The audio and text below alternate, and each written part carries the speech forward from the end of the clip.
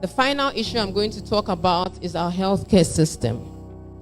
In my short 40 years of life, I've had two quite traumatic experiences with the healthcare system. The first one, I moved from one hospital to the other with a relative of mine, seeking for assistance. At the third stop, we begged for someone to at least come outside and see this person. Thankfully, a nurse came out, looked at him and declared, dead on arrival. I do not suggest that my dad was living at the time we got to the hospitals, but because he was already non-responsive when we left home. But not having anybody to assist in the middle of the night was traumatic for me. The second incident was also in the middle of the night, but in this instance, we didn't have to be turned away. Thankfully, we were allowed to have the patient sit in a chair and get IVs administered to him. He took 2 IVs sitting in a chair, and then we're asked to go and come back later in the day because he had to continue his treatment. In both instances, the system showed me, and I'm sure you've experienced this also, that the system is overwhelmed. That is the Ghana we have. The Ghana that we had to pray, and we're very thankful to God that we were spared from the devastation of COVID-19. Because we all knew that if anything happened to us like that happened in other regions, we would not have been able to bear it. So we thank God. Osagyefo is reported to have said in 1957, and I quote, "We shall measure our progress by the improvements in the health of our people, by the number of children in school, and by the quality of their education, by the availability of water and electricity in our towns and villages, and by the happiness which our people take in being able to manage their own affairs.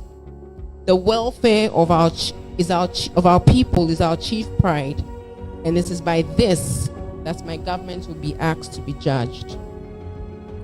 Osagyefo no longer lives, but we say that Nkrumah never dies. But I'll hope that these words will help us reflect on what we actually value as a people and how we measure the progress of our society. So here are 3 things I'd like to see in Ghana. I want to see a Ghana where our educational system is designed and continuously revised to ensure that learners are equipped to meet the challenges of our environment first, and then also to become relevant to the global economy. I do recognize the efforts the government has made to revise curricula, especially at the basic level, as one of my children is still in that system. However, let us not forget that our educational system was initially designed to serve a different structure, a colonial structure. We need to now ask ourselves, are we training our learners to meet the needs of our current situation? And so that's why we cannot smile at the prospects of learners cheating. We cannot be happy and brush it aside.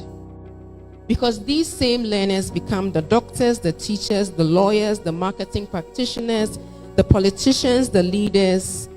They are the ones that will lead our nation. The second thing I want to see in Ghana are public amenities and infrastructure that are upgraded, accessible, and decentralized. Honorable Dambotre is a champion of this, to ensure that every child in Ghana has access to the things that a child in Accra, Kumasi, or Takoradi has. So that the child in Axim who has a suspected case of hole in heart doesn't have to come 7 hours to Kolebu to meet our wonderful Professor Yao Echan, who at the time I had a situation like that 11 years ago was the only pediatric cardiologist in Ghana. Last year when I asked her the question, the situation had not changed. I want a Ghana where we have access to amenities. Children all across the country can get the best of what they need when they need it. A Ghana that does not force its young people to seek greener pastures, even when those pastures may not necessarily be greener, but they just want to go because they are tired. 3, a Ghana that respects human life and dignity. One of the distinct characters of Jesus is his compassion. The scriptures are replete with examples of Jesus' compassion. But I'll share one example. In Matthew 9:35 to 38, reading from the King James Version, it says, "And Jesus went about all the cities and villages, teaching in their synagogues, preaching the gospel of the kingdom, and healing every sickness and every disease among the people. But when Jesus saw the multitudes, he was moved with compassion for them, because they were weary and scattered." When Jesus saw the multitudes, the Bible says he was moved with compassion. The Message translation renders that as his heart broke. Are we compassionate? Or do we walk past people in need? Sometimes I feel that we've lost our sensitivity to people. We've become very self-centered and individualistic. We're seeking to have a nice house, a nice car, our children in nice schools for ourselves. But if we're going to model the Christ-centeredness in everything that we do, then compassion would become central to the things that we do. Let me end by talking about what I believe educators and learners need to do to give us the Ghana that we want. And the Ghana that I want is just limited to 3 things. But I'm sure you have an image of the Ghana you want also. For educators, an old thinker, Plato, once said, "The direction in which education starts a man will determine his future life." To agree with Plato means that we believe that one's life largely is an outcome of the foundations that they have. In 2020, when I launched my second book, I invited a teacher of mine from senior high school to be present because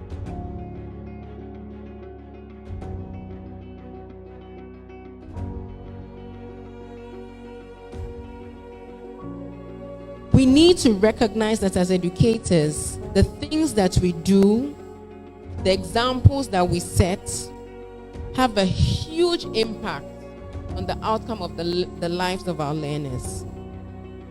And this type of knowledge should give us a high sense of responsibility. Secondly, for educators, we need to recognize that in building a nation, building the Ghana that we want to see, we are the hand that rocks the cradle. We usually say that the hand that rocks the cradle rules the world. And we allude that to mothers. But we know that our children spend more time in school than at home. So much so that when they're on vacation, we are asking, when will school resume so they can go back? And that's why educators are so important. Because our children are actually in your care. When I pray in the mornings for my children when they're going to school, one of the things I pray about are that the people that they meet in school will receive wisdom and insight and everything that they need to be able to take care of them. Because one negative word from an educator to a child can traumatize their life forever.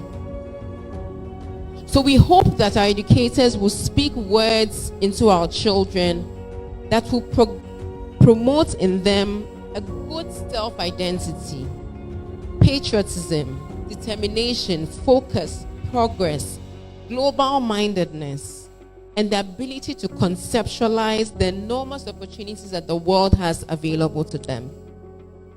We hope that our educators will project a mindset of transformation, not just the aesthetics of the students, but actually what's the content of their minds.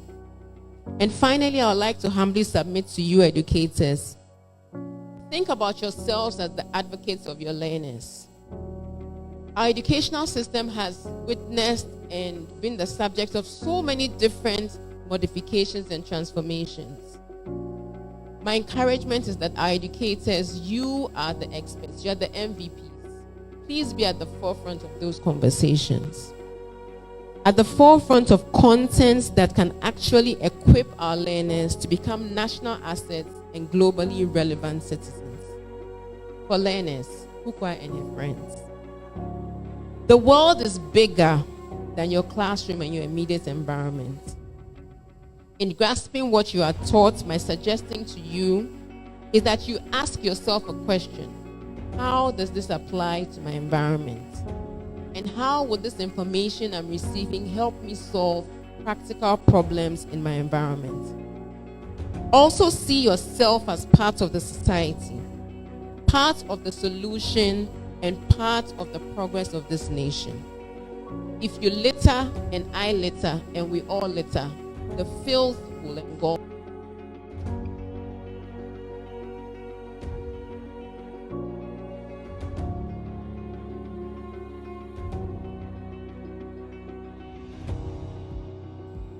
If we're intentional to espouse Christian values in school, so when you're dealing with your friends, you're interacting with them, high integrity, not lying, not cheating, kindness, gentleness, compassion, helpfulness, these are all things that show that we are Christ-like. Gradually, our society can get better. Let me conclude. Matthew 5:14-16. And I'm reading the Message translation. You are here to be light, bringing out the God colors in the world. God is not a secret to be kept. We are going public with this, as public as a city on a hill. If I make you light bearers, you don't think I'm going to hide you under a bucket, do you? I'm putting you on a light stand. Now that I've put you there on a hilltop, on a light stand, shine. Keep open house. Be generous with your lives. By opening up to others, you prompt people to open up with God, this generous Father in heaven. The scriptures encourage us to recognize, first of all, that we are the light. We are the salt. The good thing about salt is that to prepare a bucket of soup or a big pot of soup, you don't need a big pot of salt. You need a pinch. And so the people in this room, in your schools, in your communities, we don't necessarily need everybody to think like us, but we need to impact on the people around us. And all of us have a sphere of influence. There are 2, 3, 4, 5, 10, 15, 20 people who listen to us, who can be impacted by the example that we are. We often talk about Jesus in very, very humble terms. Jesus meek and mild, the Sunday school Jesus. But do you recognize that if we really study Jesus, he wasn't a very gentle, quiet, easy person. Jesus Christ questioned the status quo of the community that he was in. He wasn't very liked. The people who were the people that mattered in his society did not like him because he questioned their values. He said to them, how is it that you are so concerned about what you would do and how you live according to the law, but when somebody is unwell, you don't bother? He questioned them. How is it that you are so strict about the law, but you've forgotten the weightier matters of compassion, of feeding the poor, of thinking about people who don't have what you have? If we really have to model after Jesus, it's not going to be a comfortable situation. We will not be able to just smile at things that are wrong because we want to be part of the community. We really need to stand up for the principles that we espouse. And my encouragement to you today is, as you think about this topic, the theme, the Ghana we want, let's think about the role that we individually have to play. It's okay to point your finger at somebody else, but let's look at the mirror. Let's look at the person in the mirror. Each of us have a role, and each of us needs to be active, participatory, and doing what we have to do to ensure that that Ghana we want reflects the values that we believe in, especially as people of faith. Thank you, and God bless you.